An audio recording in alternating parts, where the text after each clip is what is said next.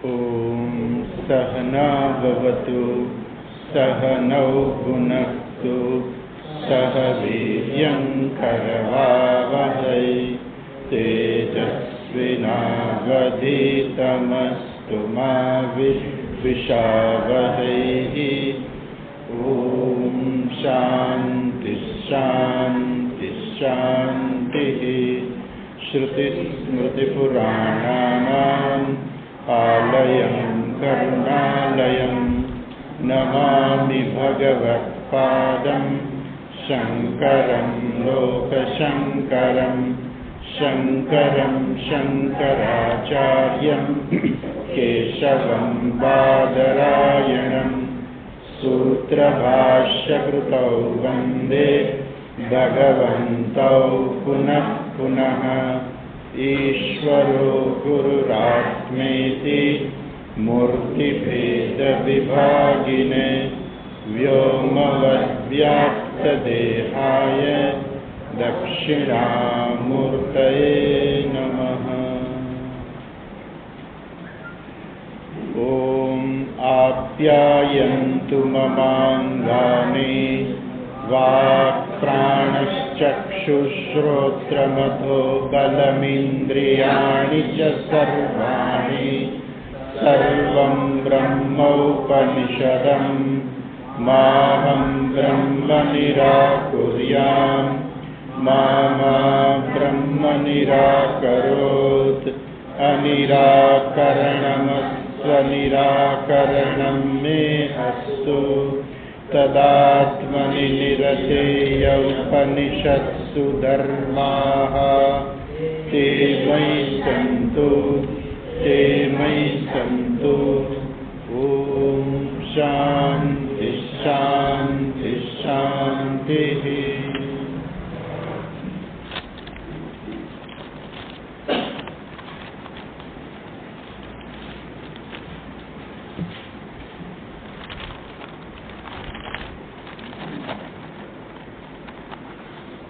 पाना नंबर 61। यदि मन्यते सुवेदेति दहरमेवापि नूनम् त्वं वेत्थ ब्रह्मणो रूपम् यदस्य त्वं यदस्य देवेष्वथनुमीमांस्यम् एव ते मन्ये विदितम्। नाहं मन्ये सुवेदेति नो न वेदेति वेद च यो नस्तद्वेद तद्वेद नो न वेदेति वेद च। यस्यामतं तस्य मतं मतं यस्य न वेदसः अविज्ञातं विजानताम् विज्ञातमविजानताम्। प्रतिबोधविदितं मतम् अमृतत्वं हि विन्दते आत्मना विन्दते वीर्यम् विद्यया विन्दते मृतम्।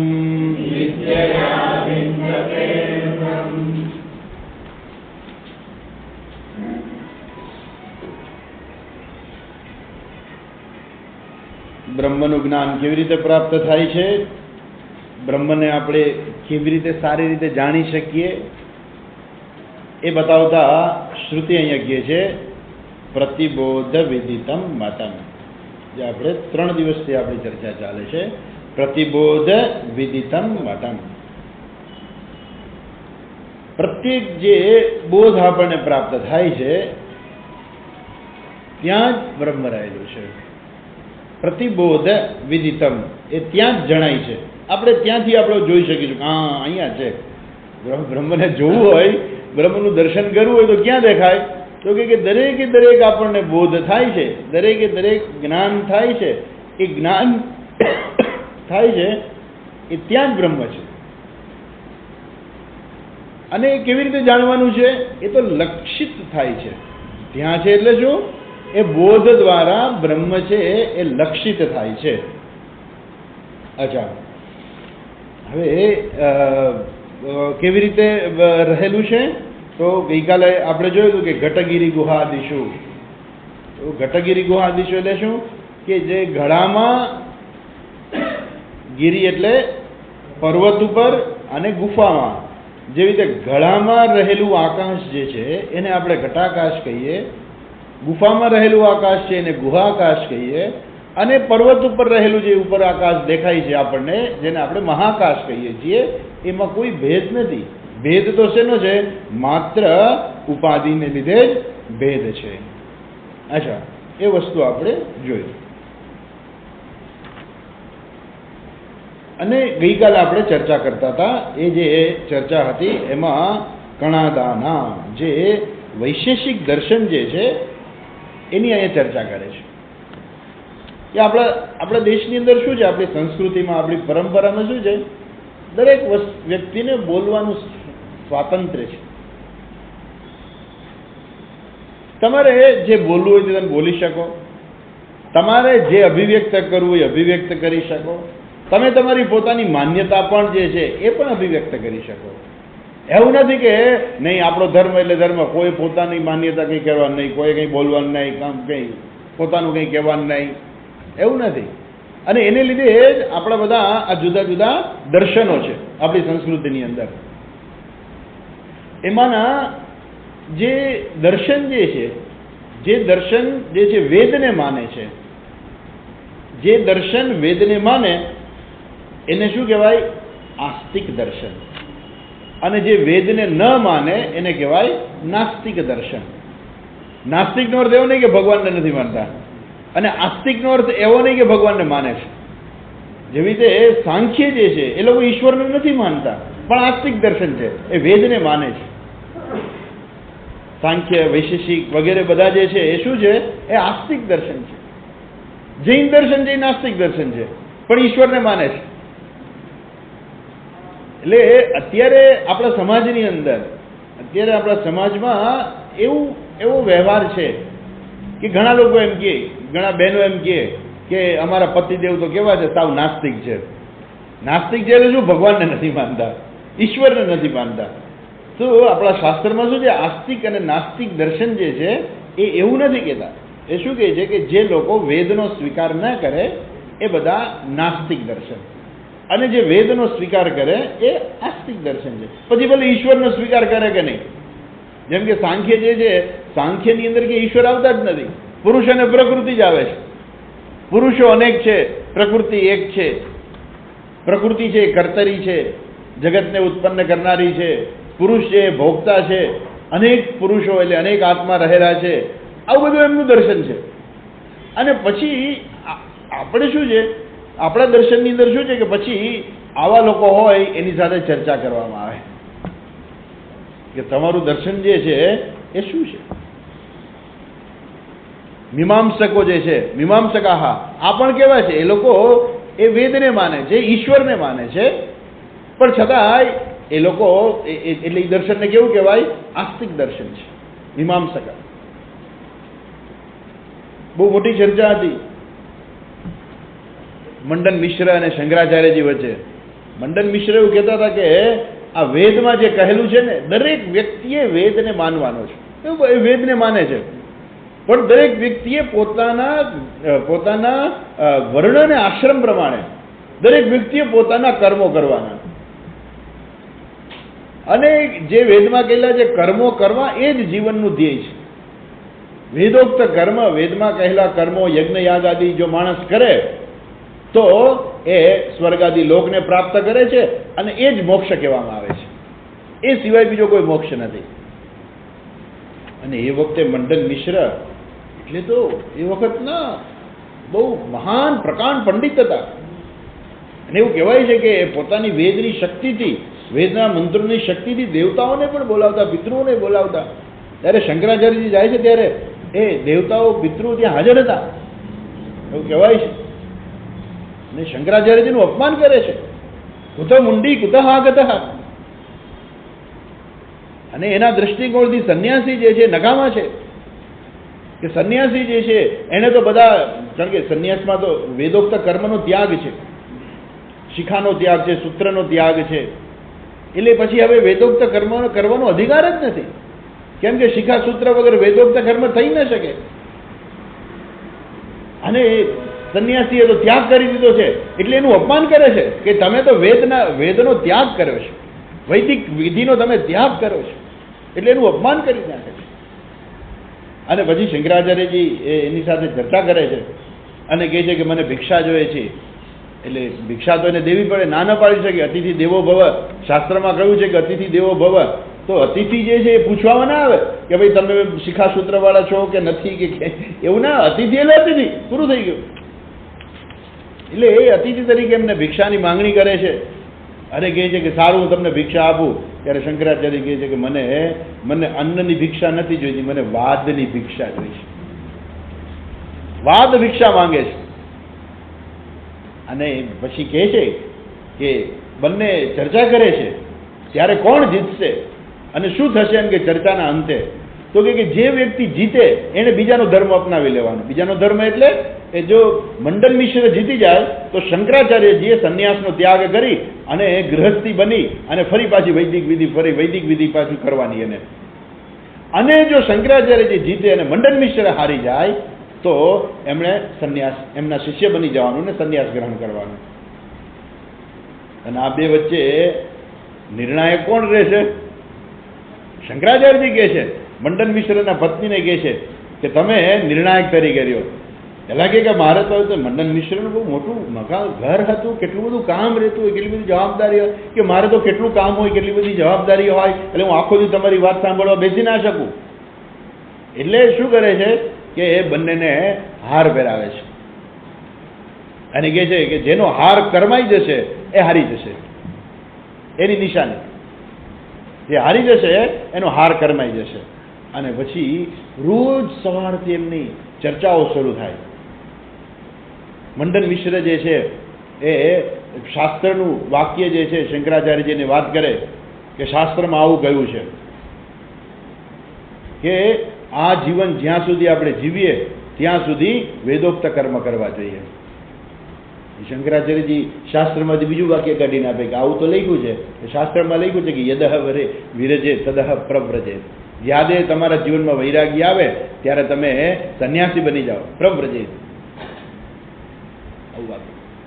એટલે એ એક પછી એક આમ ચર્ચાઓ ચાલતી રહે અને અંતે શંકરાચાર્યજી જીતી જાય છે. મંડન મિશ્ર સ્વીકારે છે, પોતાની હાર સ્વીકારે છે કે હા હું હારી ગયો. અને શંકરાચાર્યજીને પોતાના ગુરુ તરીકે સ્વીકારે છે કે આજ મારા જીવનમાં મને એક નવું દર્શન પ્રાપ્ત થયું. કેવા મહાન પ્રકાંડ કર્મકાંડી હતા અને એમાંથી એ સંન્યાસી બની ગયા. એ શું બતાવે છે કે આપણી પરંપરાની અંદર કોઈ ઉપર કોઈ પણ પ્રકારનો ધર્મ જે થોપવામાં નથી આવતો. તમને તમારી સ્વતંત્રતા છે, તમને તમારી અભિવ્યક્તિ આપવાની પૂરેપૂરી સ્વતંત્રતા છે. તમે કોઈ પણ સંપ્રદાયને, તમે કોઈ પણ દર્શન જે છે તમે એને અનુસરી શકો છો કે હું આ દર્શનને માનું છું, માની શકો છો. અને એમાં આપણી સંસ્કૃતિનો કંઈ વિરોધ નથી. આવા માનનારા ઘણા બધા લોકો હતા ત્યારે. આવા અનેક દર્શનો હતા. શૈવ દર્શન ને, શાક્ત દર્શન ને, બૌદ્ધ દર્શન ને, જૈન દર્શન ને, બધા દર્શનો હતા. અને આ બધા દર્શનો જ્યારે એમાં ખાસ કરીને એ સમયે બૌદ્ધ દર્શન જે હતું, એ બૌદ્ધ દર્શન જે છે એ શાસ્ત્રનો વિરોધ કરતા હતા. અને જો શાસ્ત્રનો જે માણસ વિરોધ કરે, હવે આપણાને આપણા ઘરના હોય ને તો એને તો આપણે ગમે એમ સમજાવી લઈએ, પણ શાસ્ત્રનો વિરોધ કરનારા હોય એને સમજાવવા બહુ અઘરાથી પડે. અને એ વખતે આમ જેમ હોય ને કે એક પ્રકારનું એક મોજું હતું. દરેક વખતે જીવનમાં આમ આપણા સમાજમાં શું છે, કંઈક ને કંઈક મોજું આવે. એક મોજું આવ્યું હતું, કોંગ્રેસ આવી ગઈ, ઇન્દિરા ગાંધી આવી ગયા, અને ઇન્દિરા ગાંધીની વિરુદ્ધમાં મોરારજી દેસાઈ આવ્યા, બધું થયું, વાજપેયી આવ્યા અને ઇન્દિરા ગાંધીની હત્યા થઈ. પેલા રાજીવ ગાંધી પાયલોટ હતા, પાયલોટમાંથી સીધા વડાપ્રધાન બની ગયા. દેશનું મોજું કેવું આવે છે એમ કે લોકો કઈ વિચાર જ ના કરે કે આપણા માટે કોણ વડાપ્રધાન યોગ્ય છે, પાયલોટ યોગ્ય છે કે નહીં, એવો વિચાર નથી કર્યો. પણ બધા સૌથી વધુ બહુમતીથી એ વખતે રાજીવ ગાંધી જીતી ગયા. એક મોજું આવ્યું. એટલે આપણો સમાજ કેવો છે? આપણો સમાજ ભાવનાશીલ વધારે છે. બુદ્ધિ ઉપર ભાર મૂકવા કરતા ભાવના ઉપર વધારે ભાવ મૂકે. મને શું ગમે છે, મારા માટે શું યોગ્ય છે એ નહીં, મારા માટે શું ખાવું યોગ્ય છે એની ઉપર વ્યક્તિ ભાર નહીં મૂકે, પણ મને શું ભાવે છે એની ઉપર ભાર મૂકે કે મને શું ભાવે છે. મને ગળ્યું બહુ ભાવે છે, ડાયાબિટીસ છે, નથી ખાવું, પણ તોય એ ખાધા વગર નહીં રહી શકે. કેમ કે એને ભાવે છે. બસ માણસે જે બુદ્ધિને મહત્વ આપવા કરતા હંમેશા મનને વધારે મહત્વ આપે છે, અને એને કારણે એટલે આવું ચાલતું જ રહે છે. અને એ સમયે હતો એ બધા લોકો બૌદ્ધ બનતા જતા હતા, એક પછી બધા લોકો. આપણે બુદ્ધ ભગવાન સાથે કોઈ વાંધો નથી. આપણે તો એમ કહીએ છીએ કે બુદ્ધ છે તો આપણે ભગવાન છે, આપણને વાંધો નથી. કેમ વાંધો નથી? આપણે તો સંકલ્પ કરીએ છીએ બૌદ્ધા અવતારે. આપણા સંકલ્પની અંદર આવે છે. જો તમે આખો સંકલ્પ જો ક્યારેક પૂરેપૂરો સંકલ્પ વાંચો ને તો એની અંદર આવે બૌદ્ધા અવતારે ભારત દેશે. આપણે શું કરીએ છીએ? બુદ્ધને આપણે ભગવાન તરીકે સ્વીકારીએ છીએ, પરંતુ બુદ્ધને અનુસરનારા જે બીજા લોકો હતા એ લોકોએ શું કર્યું? એ લોકોએ કંઈક નવો સંપ્રદાય શરૂ કર્યો,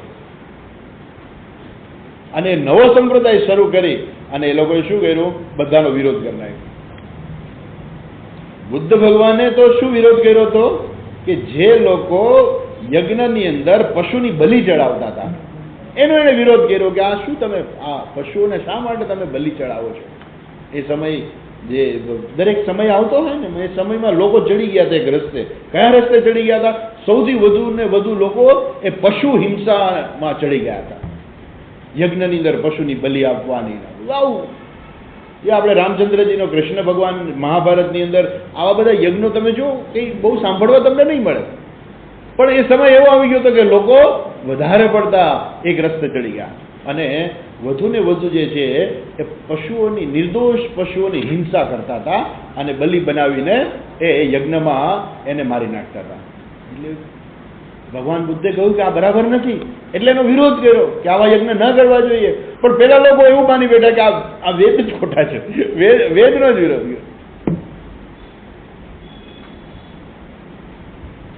એ લોકો બુદ્ધિને વધારે મહત્વ આપતા હતા. એવું નથી કે એ લોકો પેલા નથી, બુદ્ધિને બૌદ્ધા હા બુદ્ધિશાળી છે. આમ પાછા એ લોકો બુદ્ધિશાળી, એને તમે જુઓ એ લોકોનું દર્શન જે છે શું એ તો બહુ આપણી સાથે લડવામાં છેક સુધી સાથે રહીએ. આપણાથી જરાય આગા ન જાય, છેક સુધી આપણી સાથે રહીએ, પણ છેલ્લે પછી હારી જાય.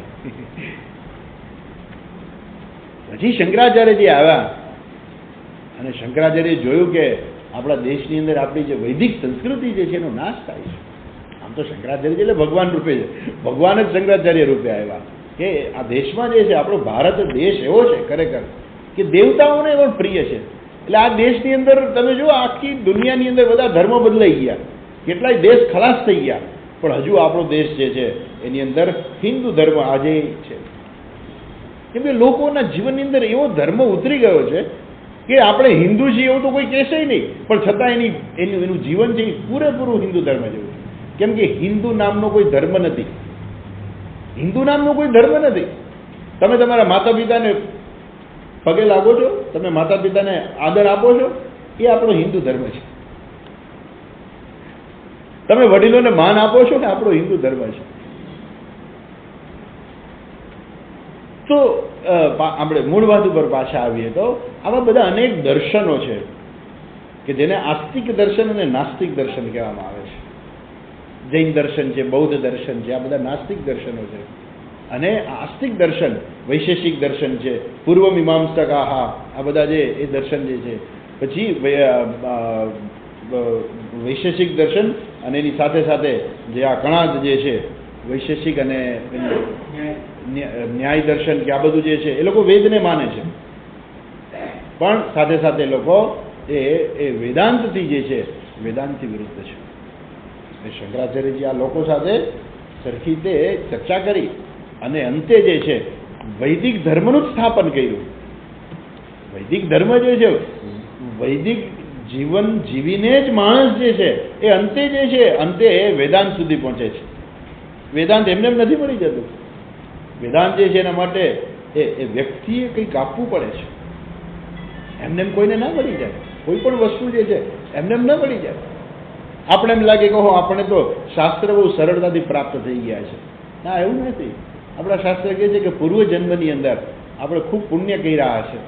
પૂર્વજન્મની અંદર આપણે શાસ્ત્ર ભણવાની ઈચ્છા પ્રગટ કરી હશે, ભગવાનને પ્રાર્થના કરી હશે, એટલે આપણને આ શાસ્ત્ર ભણવા મળે છે.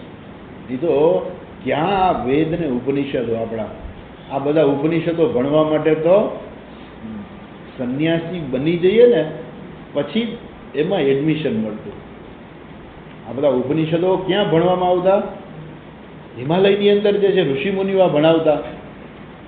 અને ભણવું હોય તો પેલા ગ્રહનો ત્યાગ કરવો પડે.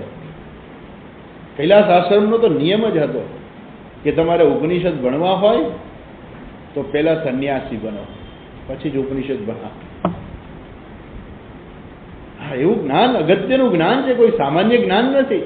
અને એટલા માટે થઈને અધિકારીની અપેક્ષા પણ રાખે છે. પણ ત્યાર પછી આપણા ગુરુજનો જે આવ્યા એમને થયું કે ભાઈ જો માત્ર ને માત્ર આપણે આવું જ રાખીશું તો સમાજના લોકોમાં આ ક્યારેય પ્રાપ્ત નહીં થાય જ્ઞાન.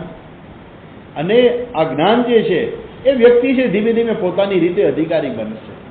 કેમ કે વ્યક્તિ પોતે વિચારે ને કે આ શાસ્ત્ર જે છે આ હું કોણ છું, આ જ્ઞાન પ્રાપ્ત કરું છું તો મારામાં એવું અધિકારીત્વ તો હોવું જોઈએ ને. એટલે ધીમે ધીમે એનામાં અધિકારીત્વ એ ડેવલપ થાય.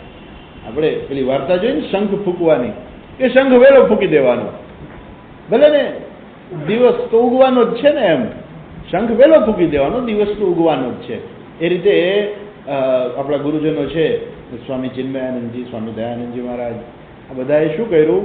આપણી પાસે આ જ્ઞાન જે છે લઈ આવ્યા, સમાજમાં લઈ આવ્યા. માત્ર આપણે કૈલાસ આશ્રમ જઈએ, ઘરનો ત્યાગ કરીને સંન્યાસી બનીને જઈએ ને પછી જ આ ભણવા મળે એવું નથી. આ જ્ઞાન એવું છે કે તમને બધાયથી પર લઈ જશે, બધાથી પર. એટલે એવું જરૂર નથી કે પછી ના તો પછી એનો કે સ્વામીજી અમે બધા સંન્યાસી બની જવાના. હા, તમે બધા સંન્યાસી જ બની જશો. કેવી રીતે બનશો? સર્વકર્મ સંન્યાસી. એટલે બધા કર્મનો સંન્યાસી છે તો માત્ર કર્મનો ત્યાગ કરે છે, વૈદિક કર્મનો ત્યાગ કરે છે. પણ જ્ઞાની વ્યક્તિ કેવું શું બને છે? સર્વકર્મ સંન્યાસી બને છે. જ્ઞાનથી જ વ્યક્તિ સર્વકર્મ સંન્યાસી બને છે. જ્ઞાન સિવાય કર્મ સંન્યાસી તો મદદરૂપ થાય. જેમ આપણે એમ કહીએ ને કે ભાઈ જે છોકરાને 12માં સાયન્સ રાખવું હોય અને એમાં સારા પર્સન્ટેજ લેવા હોય તો એને સંન્યાસ જ લેવો પડે. એને સંન્યાસ લેવો પડે નહીં, એના મા બાપે ભેગો સંન્યાસ લેવો પડે. ત્યારે બાળક જે છે એ 12 સાયન્સની પરીક્ષા આપી શકે. અર્થાત એને ઘરમાં ટીવીનો ત્યાગ, છાપાનો ત્યાગ, કાંઈ કોઈ વસ્તુ નહીં, કોઈ જગ્યાએ વધારાનો ટાઈમ આપવાનો જ નહીં.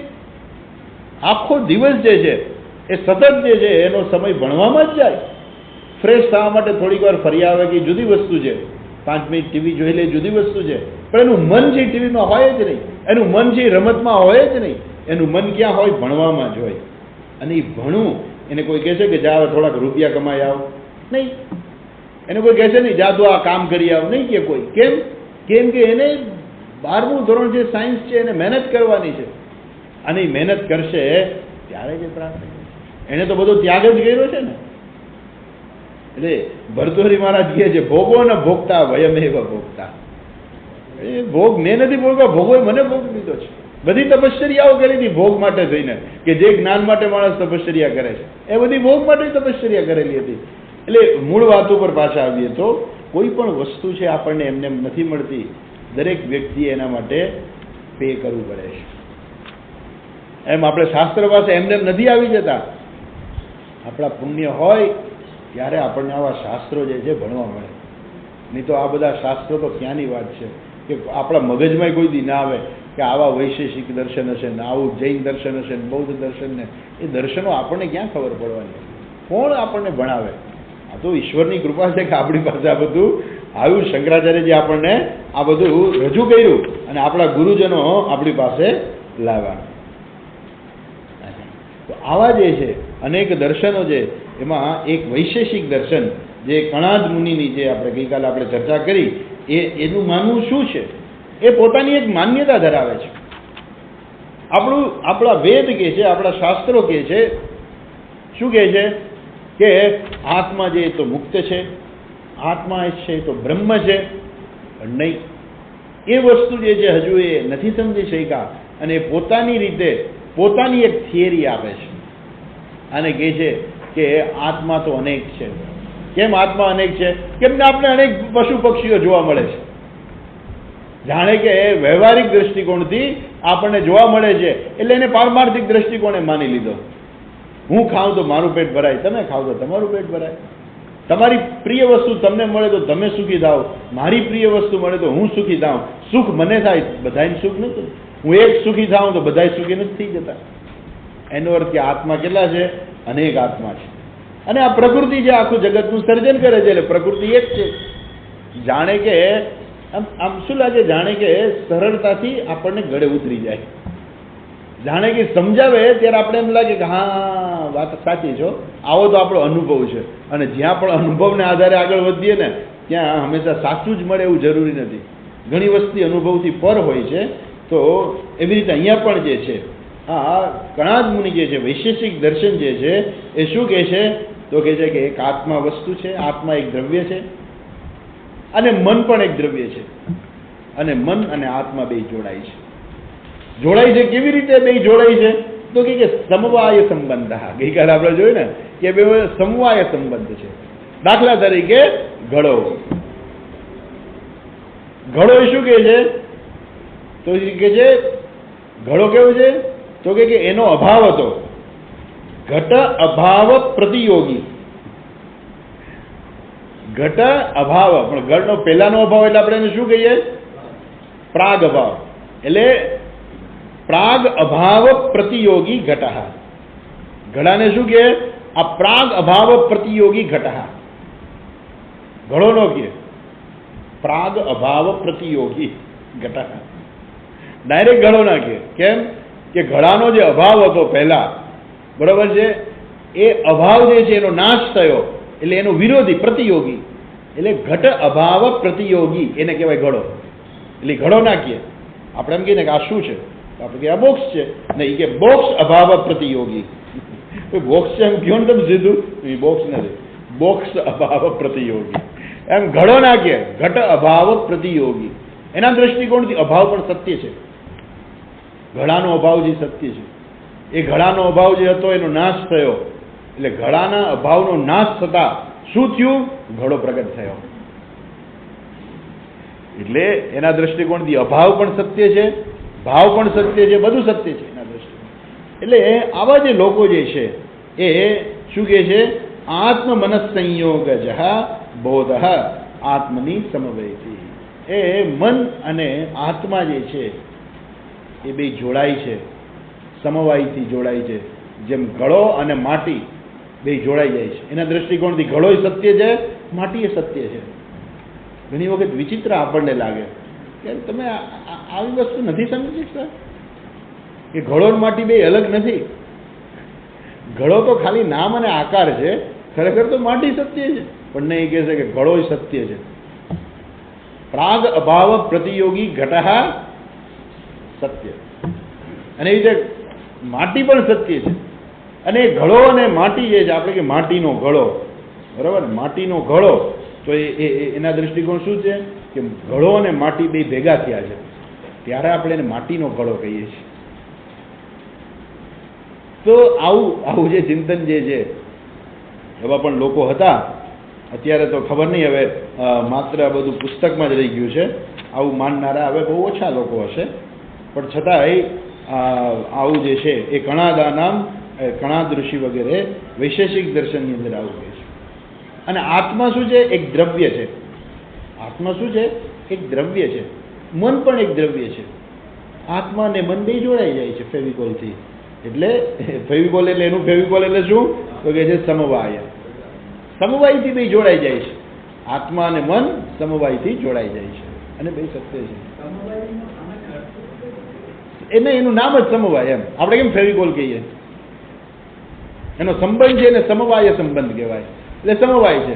હવે સમવાય આપણે એમ કહીએ ને કે સમવાયથી જોડાય છે, તો એ સમવાય અને માટી, કારણ કે આમ ત્રણ વસ્તુ થઈ ને, કે એક બાજુ માટી, વચ્ચે સમવાય અને એક બાજુ ઘડો, આ ત્રણ જોડાય છે અને આપણે માટીનો ઘડો બન્યો. તો આપણે એમ કહીએ કે આ સમવાય અને માટી એ બે વચ્ચેનો સંબંધ કેવી રીતે થયો? તો કે એની વચ્ચે વળી વધારાનો બીજો સમવાય છે. એટલે આ શું થાય કે જેને કહેવાય ને કે જે એનો ક્યારે અંત જ ન આવે. એટલે આ સમવાય જે છે એ એના દ્વારા જાણે કે સમવાય એટલે સાંધો આપણે કહીએ તો એ દાન આવે છે. અચ્છા, એ ગઈકાલે આપણે જોતા હતા. હવે છેલ્લે આપણે એ આટલું પૂરું કર્યું હતું. દ્રવ્ય માત્રમ મનઃ સંયોગજ બોધ આત્મની સમવેતિ અતઃ આત્મની બોધૃત્વમ ન તો વિક્રિયાત્મક આત્મા દ્રવ્ય વસ્તુ માત્રમ ભવતી ઘટઃ ઇવ રાગ સમવાયી. ત્યાં સુધી આપણે જોયું હતું. હવે આગળ કહે છે અસ્મિન પક્ષે અપી અચેતનમ દ્રવ્ય માત્રમ બ્રહ્મ ઇતિ વિજ્ઞાનમ આનંદમ બ્રહ્મ પ્રજ્ઞાનમ બ્રહ્મ ઇત્યાદ્યાહ શ્રુતયઃ બાધિતા સ્યુઃ. હવે એ લોકોના દ્રષ્ટિકોણથી આત્મા જે છે એક દ્રવ્ય છે. અને દ્રવ્ય કેવું છે? જડ છે, અચેતન છે. એના દ્રષ્ટિકોણથી શું છે? દ્રવ્ય છે એ અચેતન છે, જડ છે. અચ્છા, હવે આ લોકોનો ફાયદો શું? એક કે એને એના જ કાન પકડાવવાના. એટલે શું કે એમ કે આત્મા છે દ્રવ્ય છે, મન પણ એક દ્રવ્ય છે અને સમવાયથી જોડાય છે. પછી આપણે એને પૂછીએ કે આત્મા દ્રવ્ય છે તો આત્મા તો અચેતન થાય ને, અચેતન સાબિત થાય છે. તો આ શાસ્ત્રનું આ વાક્ય જે છે એનો તમારી પાસે કંઈ જવાબ છે? કયું વાક્ય છે? કે બ્રહ્મ શું છે? વિજ્ઞાનમ આનંદમ બ્રહ્મા. બ્રહ્મ કેવું છે? વિજ્ઞાન સ્વરૂપ છે, આનંદ સ્વરૂપ જે છે બ્રહ્મ છે. પ્રજ્ઞાનમ બ્રહ્મ, બ્રહ્મ છે પ્રજ્ઞાન સ્વરૂપ છે. હવે જો જ્ઞાન સ્વરૂપ હોય તો એ તો ચૈતન્ય બને ગયું, એ તો ચૈતન્ય છે. તમે તો કહો છો કે એ તો દ્રવ્ય છે અને શાસ્ત્ર કહે છે એ તો એ આનંદ સ્વરૂપ છે, ચૈતન્ય સ્વરૂપ છે. તમે કહો છો કે આ તો અચેતન છે. એની પાસે કોઈ જવાબ નથી. એટલે હવે શું છે કે હવે સ્વીકારી એ જે છે એ હારી જાય છે ત્યાં એમ પોતાની જાતને, એની પાસે એનો કોઈ જવાબ નથી. અચ્છા, શંકરાચાર્યજી આગળ કહે છે આત્મનઃ નિરવયવત્વેન પ્રદેશ અભાવાત નિત્ય સંયુક્તત્વાચ્ચ મનતઃ સ્મૃતિ ઉત્પત્તિ નિયમ અનુપપત્તિ અપરિહાર્યા સ્યાત્ આત્મનઃ નિરવયવત્વેન. શાસ્ત્ર કહે છે કે આત્મા તો કેવો છે? નિરવયવ છે. આત્માના કોઈ અવયવ નથી. હવે જો એના કોઈ અવયવ ના હોય તો એ મન સાથે જોડાય કેવી રીતે? અને એના દ્રષ્ટિકોણથી શું છે? મન એક પાછી અલગ વસ્તુ છે, તો એ મન સાથે જોડાય કેવી રીતે? એટલે શું કહે છે? આત્મનઃ નિરવયત્વેન પ્રદેશ અભાવાત. પ્રદેશનો તો અભાવ છે, એમાં કોઈ જગ્યા એવી નથી કે જેથી પેલું મન જેની સાથે જોડાઈ જાય. ક્યાંક જગ્યા તો હોવી જોઈએ ને. જેમ કે હેલિકોપ્ટરને ઉતરવા માટે પેલું હેલિપેડ તો જોઈએ ને, ક્યાંક જગ્યા તો જોઈએ ને. એમ મન જે છે આત્મા સાથે ક્યાં જોડાય? ક્યાંક પ્રદેશ તો હોવો જોઈએ ને, પણ પ્રદેશ જ નથી. કોઈ જગ્યા એવું કોઈ જગ્યા નથી કે જ્યાં મન એની સાથે જોડાવા જાય કે મન અલગ હોય. અને આપણા દ્રષ્ટિકોણથી શું છે, મન જે છે એ કોઈ અલગ, મન નામની કોઈ અલગ વસ્તુ નથી. જેમ આપણે એમ કે ઘડા નામની કોઈ વસ્તુ નથી. ખરેખર ઘડો ને માટી બે જુદી વસ્તુ નથી. જે ઘડો છે એ માટી જ છે. એવું નથી કે ઘડો ને માટી બે જુદી વસ્તુ છે. ઘડો છે એ શું છે? માટી જ છે. તમે ઘડાને હાથ અડાડો તો કોને હાથ અડાડો છો? માટીને જ હાથ અડાડો છો. એ મન નામની કોઈ જુદી વસ્તુ નથી. એટલે શંકરાચાર્ય શું કે છે? નિત્ય સંયુક્તત્વાદ છે. મન નામની કોઈ અલગ વસ્તુ નથી. મન પણ શું છે? જે મન છે એ જ આત્મા છે. ખરેખર મન શું છે? નિત્ય સંયુક્ત છે. જેમ ઘડો અને માટી બે જુદી વસ્તુ નથી. ઘડો અને માટી કેવા છે? નિત્ય સંયુક્ત છે. અચ્છા, એટલે નિત્ય સંયુક્તત્વાચ મનસઃ સ્મૃતિ ઉત્પત્તિ નિયમ અનુપત્તિ અપરિહાર્યાસ્ય. એટલે મનમાં જે છે આપણે સ્મૃતિ જે થાય છે એ સ્મૃતિ શેને લીધે છે? તો કે મન અને આત્મા જે છે એ મન છે શું છે? ખરેખર મન તો ખરેખર મિથ્યા છે અને આત્મા તો સત્ય છે. પણ છતાં એ બેનો સંયોગ કેવો છે? નિત્ય સંયોગ છે. કેવો નિત્ય સંયોગ છે? જેવી રીતે ઘડાનો માટી સાથેનો નિત્ય સંયોગ છે. તમે ઘડો ને માટી છૂટા પાડીને બતાવી દો, હાલો આપણે એમ કહીએ કે આ ઘડો છે, હાલો છૂટું પાડી દો ઘડો ને માટી. છે કોઈનામાં તાકાત કે આ ઘડો ને આ માટી? તો ઘડો અને માટીનો શું છે? નિત્ય સંયોગ છે. એ બે અલગ વસ્તુ નથી. જ્યાં ઘડો છે ત્યાં જ માટી છે. એમ મન અને આત્મા જે છે ખરેખર જુદી વસ્તુ નથી. ખરેખર એ બે જોડાતું નથી. તો આપણે એમ કે આ મન તો મિથ્યા છે અને આત્મા સત્ય છે, તો મિથ્યા અને સત્ય બે જોડાઈ ગયા કે નહીં? તો કે ના ભાઈ ના, એવું નથી.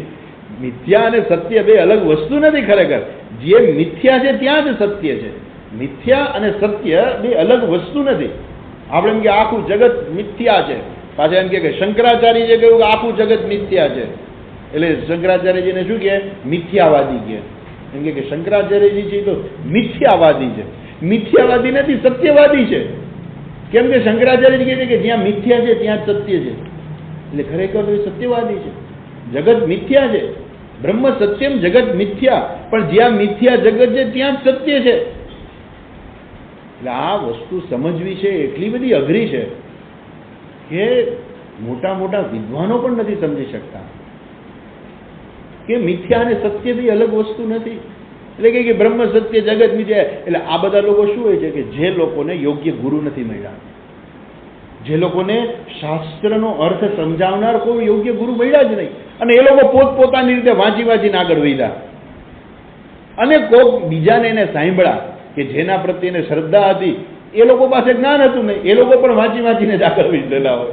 એટલે જે પોતાની જાતે વાંચીને જે આગળ વધ્યા હોય, પુસ્તક હોય એનું ભાષાંતર વાંચી લે, એ ક્યાં એને સમજાવવાનું છે કે સત્ય અને મિથ્યા બે અલગ વસ્તુ નથી. જ્યાં મિથ્યા છે ત્યાં જ સત્ય છે. જ્યાં ઘડો છે ત્યાં જ માટી છે. ઘડો ને માટી અલગ વસ્તુ નથી. મિથ્યાનો અર્થ એવો નથી કે એક વસ્તુ મિથ્યા છે ને એક સત્ય છે. બ્રહ્મ સત્યમ જગત મિથ્યા.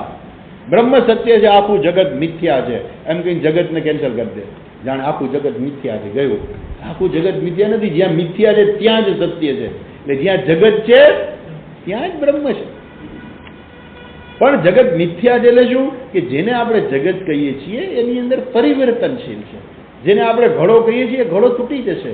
પણ માટી, અચ્છા માટી, માનો કે આપણે કલ્પના કરીએ કે માટીને બુદ્ધિ આવી જાય અને માટી કે પેલો ઘડો છે, માટી આપણે કહીએ કે ઘડો, માટી કે ક્યાં છે ઘડો?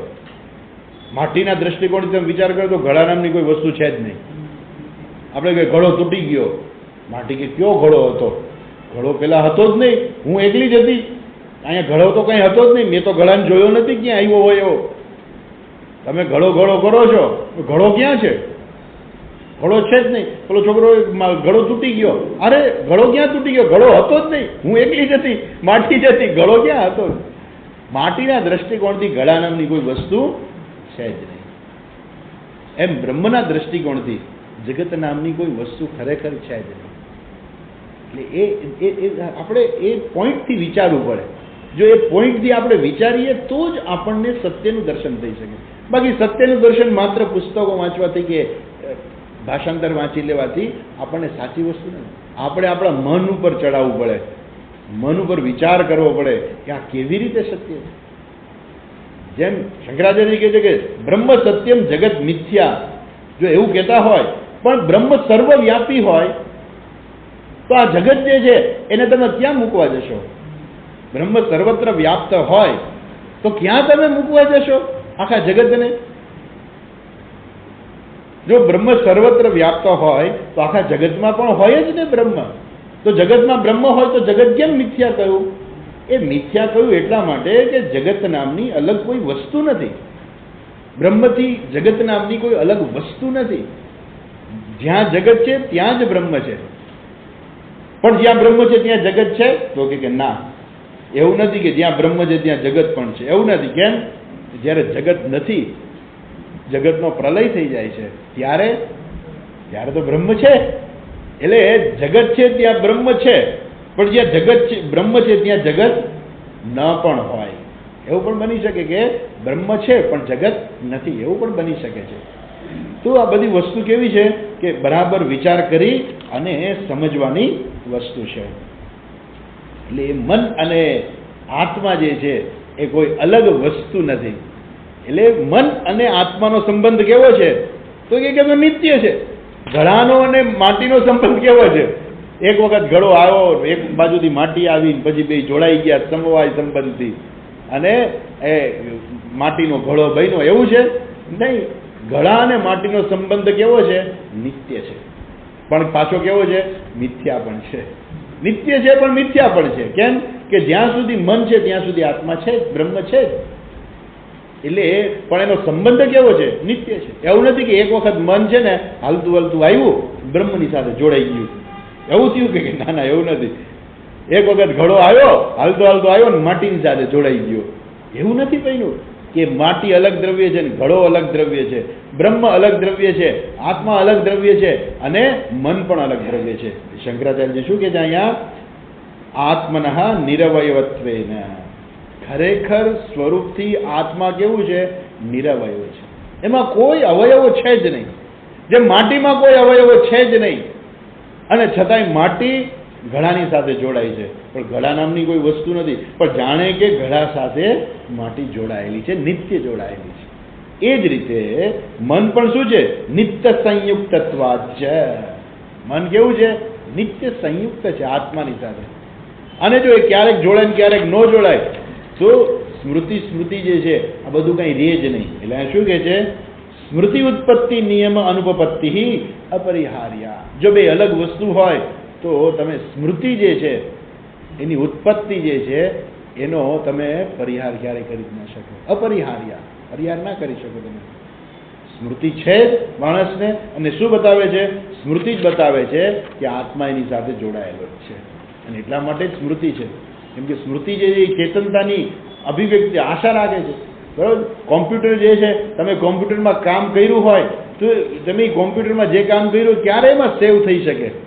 એની અંદર પેલું મેમરી કાર્ડ હોય ત્યારે, એની અંદર પેલી હાર્ડ ડિસ્ક હોય ત્યારે કોમ્પ્યુટરમાં કરેલું કામ એમાં સેવ થાય છે. પણ એ હાર્ડ ડિસ્ક હોય તો જ સેવ થાય, નહીં તો સેવ ના થાય. હાર્ડ ડિસ્ક પણ જરૂરી છે. એમ આત્મા પણ શું છે? જાણે કે હાર્ડ ડિસ્ક છે. એની અંદર મન ખરેખર મન હાર્ડ ડિસ્ક છે. મન એની અંદર સેવ થાય છે. પણ એ હાર્ડ ડિસ્ક બનાવવી તો પડે ને. એ હાર્ડ ડિસ્ક બની ત્યારે એમાં સેવ થયું. એ જ રીતે જાણે કે એની સાથે જોડાય છે.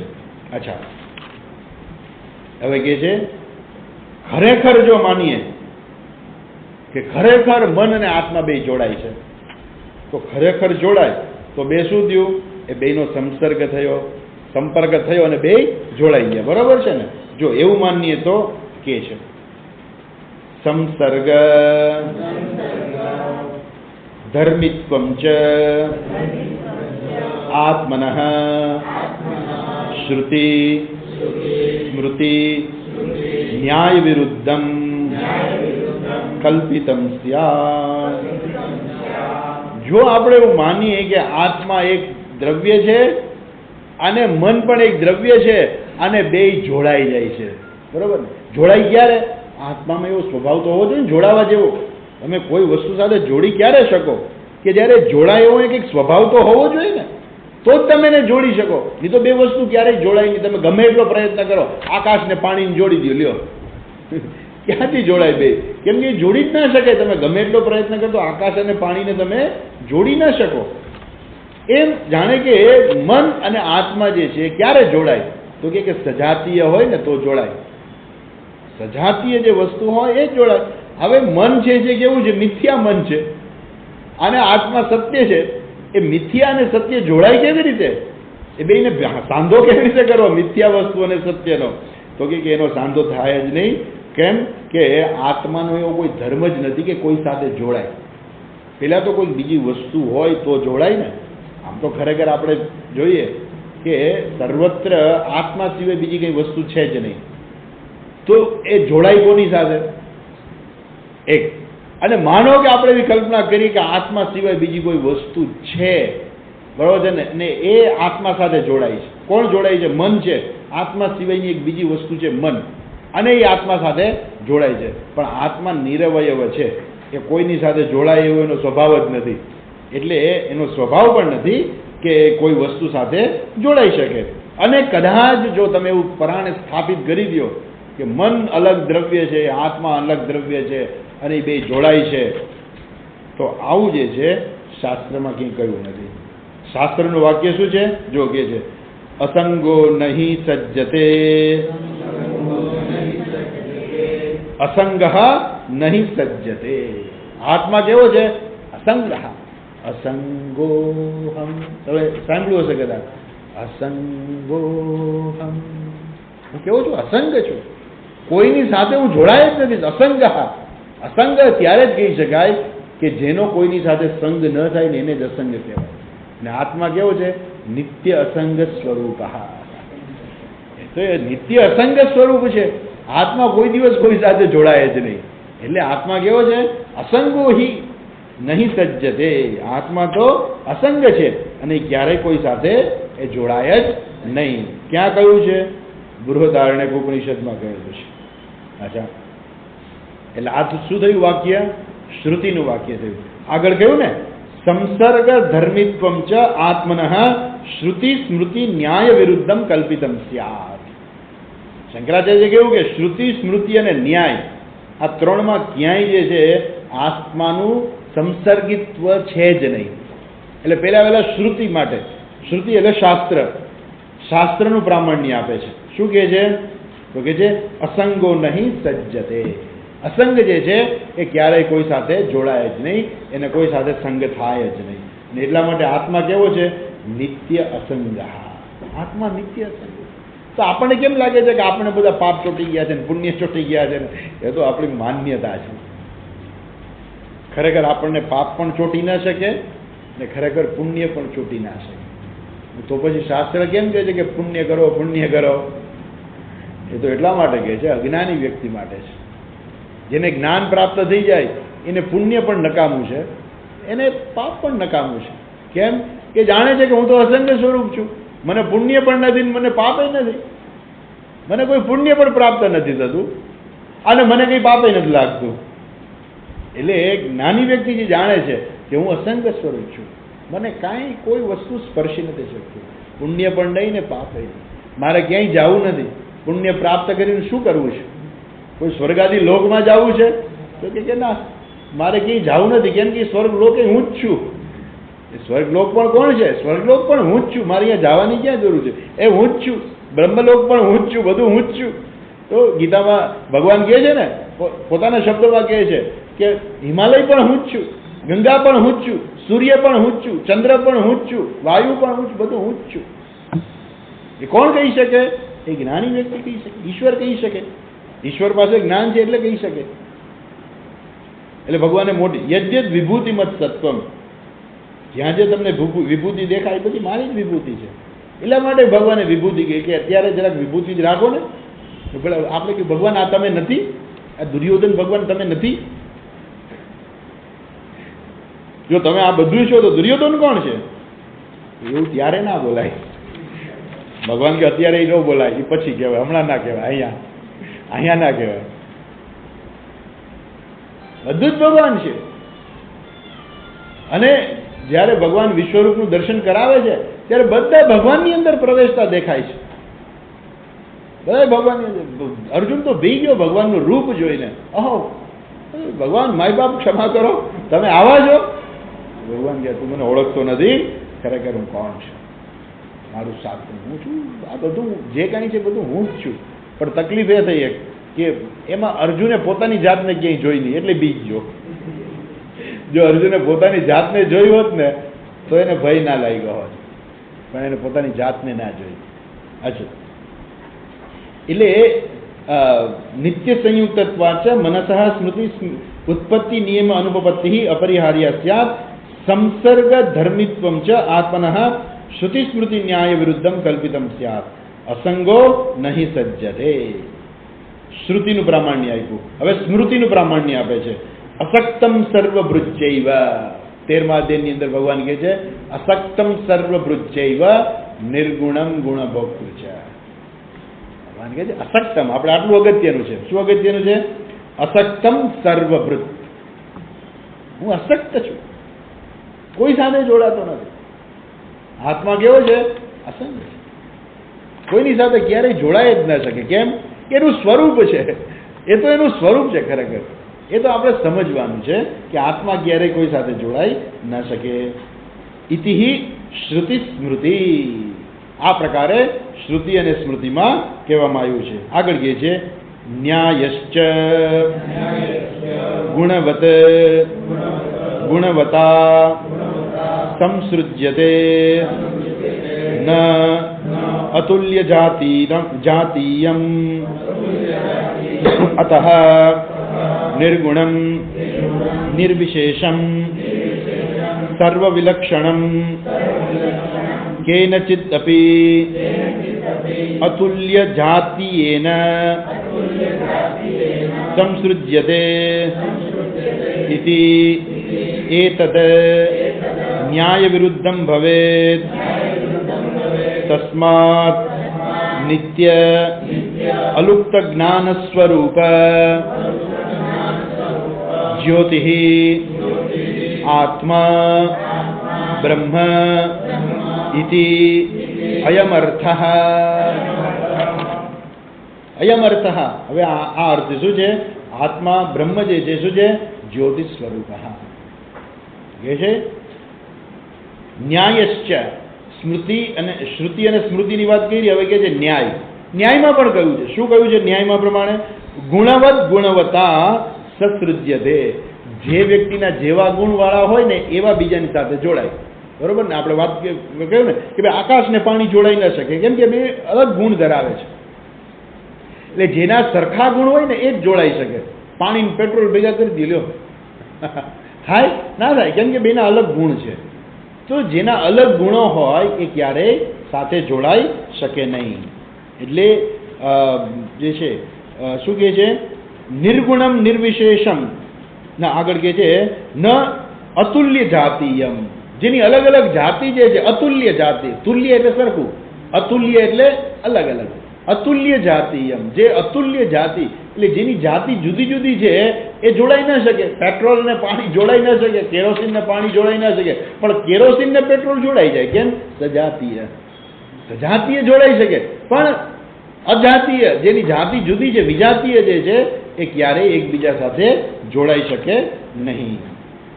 અતઃ નિર્ગુણમ નિર્વિશેષમ સર્વવિલક્ષણમ. આત્મા કેવો છે? નિર્ગુણમ નિર્વિશેષમ સર્વવિલક્ષણમ કેનચિત અપી અતુલ્ય જાતિએ ન સંસૃજ્યતે. એ ક્યારેય કોઈ બીજી જાતિ સાથે એ જોડાઈ શકે નહીં. અને કદાચ તમે એવું કહો સંસૃજ્યતે, જોડાય છે. કોણ જોડાય છે એવું કહે છે? વૈશેષિક. ન્યાય વિરુદ્ધમ, તો આ ન્યાયથી પણ વિરુદ્ધ છે. ન્યાય એટલે તર્ક, તર્કથી પણ વિરુદ્ધ છે. માટે શ્રુતિમાં પણ કહ્યું છે, શાસ્ત્રમાં પણ કહ્યું છે કે આત્મા કેવો છે? અસંગોહી. સ્મૃતિમાં શું કહ્યું છે? અસક્તમ સર્વભૃજ્યૈવ. એટલે ભગવદ્ ગીતા સ્મૃતિનું ઉદાહરણ આપ્યું શંકરાચાર્યજીએ. અને ન્યાય વિરુદ્ધમ એ તર્કથી પણ આપણે કહી શકીએ, ન્યાયપૂર્વક પણ કહી શકીએ કે વિજાતીય વસ્તુ જે છે ક્યારેય એકબીજા સાથે જોડાઈ શકે નહીં. તસ્માત નિત્ય અલુપ્ત જ્ઞાન સ્વરૂપ જ્યોતિ આત્મા બ્રહ્મ. માટે આત્મા જે છે કેવો છે? તો કે છે નિત્ય અલુપ્ત જ્ઞાન સ્વરૂપ. આત્મા કેવો છે? નિત્ય અલુપ્ત જ્ઞાન સ્વરૂપ. લુપ્ત એટલે શું? ક્યારેક લુપ્ત થઈ જાય, ક્યારેક આત્માને જ્ઞાન પ્રાપ્ત ન થાય. એટલે જ્ઞાન સ્વરૂપ ક્યારેક હોય, ક્યારેક ના હોય. એવું બને જ ક્યારે? આપણે એમ કહીએ કે ભાઈ અત્યારે મને બોલાવતા નહીં હો. કેમ? અત્યારે મારો આત્મા છે ને અલુપ્ત જ્ઞાન સ્વરૂપ થઈ ગયું, લુપ્ત જ્ઞાન સ્વરૂપ છે. અત્યારે હું કેવો છું? લુપ્ત જ્ઞાન સ્વરૂપ છે. પેલું આવતો હોય ને એ રોબોટ હોય, એ રોબોટ જે છે એની બેટરી સાવ ખલાસ થવા આવે ને એટલે કીધે કે હવે હું તમારું કંઈ કામ કરી શકું એમ નથી હો, એમ કહીને રોબોટ બંધ થઈ જાય. કેમ? કે બેટરી ડાઉન થઈ ગઈ. એમ આત્માની બેટરી ડાઉન થઈ જાય ક્યારે? એટલે આત્મા કહી દે કે હવે હું લુપ્ત જ્ઞાન સ્વરૂપ છું, હવે હું કોઈ જ્ઞાન નહીં થાય નહીં. મન જે છે, કારણ કે આત્મા, મન તો કેટલા બધા મન છે, મનની સાથે આત્મા હંમેશા જોડાયેલો જ છે. તો મારું મન છે, તમારું મન છે, આત્મા તો એક જ છે, મન બધા અલગ અલગ છે. હવે આત્મામાં ક્યારેક પણ જો એવું થાય કે લુપ્ત જ્ઞાન સ્વરૂપ થઈ જાય તો શું થાય? કોઈ માણસોને, બધા માણસો એક સાથે બેસી જાય, રોડ ઉપર આવતો તો રોડ ઉપર બધા માણસો ઉભા રહી જાય. કેમ? લુપ્ત જ્ઞાન સ્વરૂપ. આત્મા થોડીક વાર જ્ઞાન સ્વરૂપ છે ને, એમાં જ્ઞાનમાં થોડીક વાર લુપ્તતા આવી ગઈ છે. એવું છે નહીં, નિત્ય અલુપ્ત જ્ઞાન સ્વરૂપ. એમાં ક્યારેય આત્માની જ્ઞાન સ્વરૂપતા જે છે એમાં ક્યારેય કોઈ પણ પ્રકારનો લોપ આવતો જ નથી, એક ક્ષણ માત્ર પણ. કે આત્મા એક ક્ષણ જે છે, આત્મા છે ને એમાં જ્ઞાન છે ને લુપ્ત થઈ ગયું. લુપ્ત થઈ ગયું એટલે આત્મા જ્ઞાન સ્વરૂપ ના રહ્યો નહીં, નિત્ય જ્ઞાન સ્વરૂપ. આત્મા કેવો છે? નિત્ય જ્ઞાન સ્વરૂપ, જ્યોતિ સ્વરૂપ. આત્મા બ્રહ્મ, એ જ્યોતિ સ્વરૂપ આત્મા કેવો છે? એ જ બ્રહ્મ છે. આત્મા છે એ જ બ્રહ્મ છે. હજી થોડીક આગળ ચર્ચા છે, આપણે બહુ સરસ ચર્ચા આવે છે, આપણે કાલે જોઈશું. ઓમ પૂર્ણમદ પૂર્ણમિદં પૂર્ણાત પૂર્ણમુદચ્યતે પૂર્ણસ્ય પૂર્ણમાદાય પૂર્ણમેવાવશિષ્યતે. ઓમ શાંતિ શાંતિ શાંતિ. હરિ ઓમ શ્રી ગુરુભ્યો નમઃ. હરિ ઓમ.